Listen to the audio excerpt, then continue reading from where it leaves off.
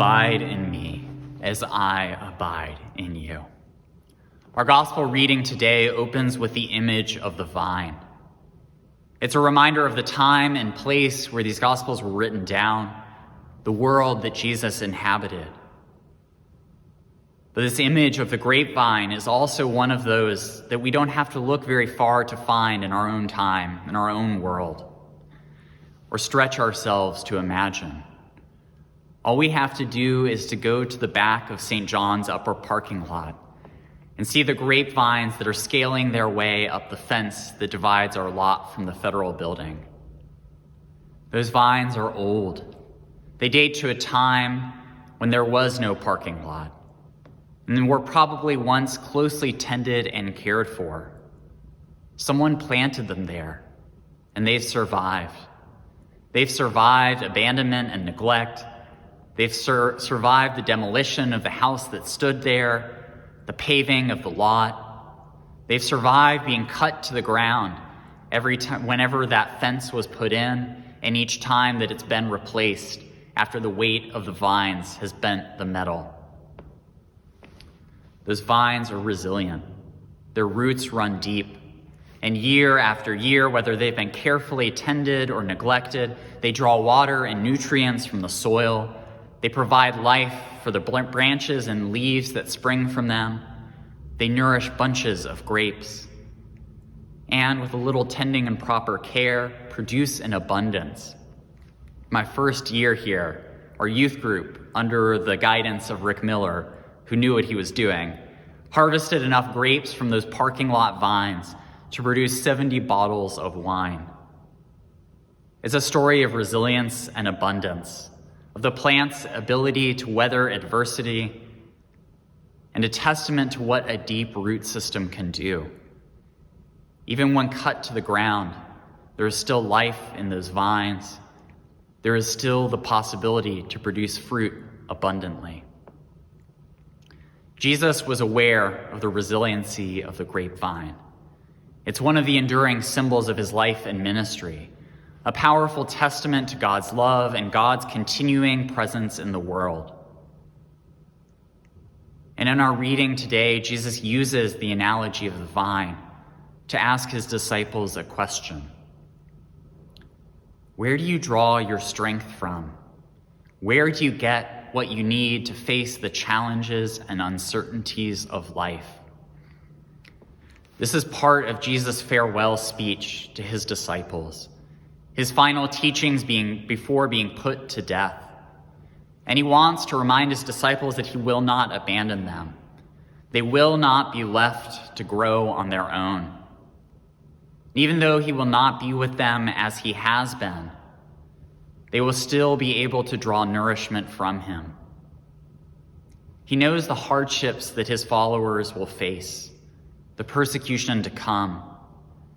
And the gospel writer, John, writes these stories down, these words of Jesus down for his own community, to remind them of what it is that brings them all together despite their differences. Jesus will abide in them, and they will abide in him. They will abide in the love of God that promises all strength and nourishment. They will abide in God and find a solid grounding, a root system that will continue to give them life, even when they feel they have nothing left. Nicole and I are in a time of transition, and I'm feeling the weight of it. It feels like we have branches growing off in every direction. My sadness over leaving St. John's, an upcoming move, a new job, the excitement of what's to come, a baby on the way, Nicole's discernment of a call to ministry. Very few of the external features of our life feel stable. There are branches being cut off and new ones growing. And we don't know what fruit they will bear or when. The path ahead is unclear. We don't know the challenges that lie ahead of us, the things that will be difficult, what we'll have to grow around, how we'll be supported, what the tending of our life together will look like. We don't know the things that will be difficult or those that will be joyous. And so I needed this gospel today. I needed to be reminded that it's not up to us what bears fruit or when. We don't know what the fruit will look like or where it will grow.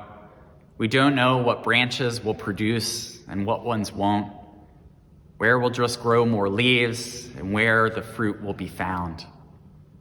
We're branches on the vine, not the vine itself. We're conduits for what is taking shape within us and in our lives, not the source. All we can do is abide. Abide in me as I abide in you. God is present. God is constant. God is there to nourish our spirits when we feel the most empty. God is there to provide a way where there is no way, when we don't see the way forward or know where all the changes of life are leading us. God is still there, inviting us to root ourselves deeply, to abide in love.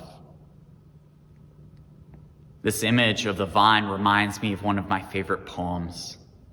In his 4 quartets, T.S. Eliot describes the experience of God's enduring presence as being at the still point of the turning world. As the world moves around us, time moves on, relationships come and go, the circumstances of our lives change. We suffer, we rejoice, we experience easy times and hard ones, and yet, through it all, God abides.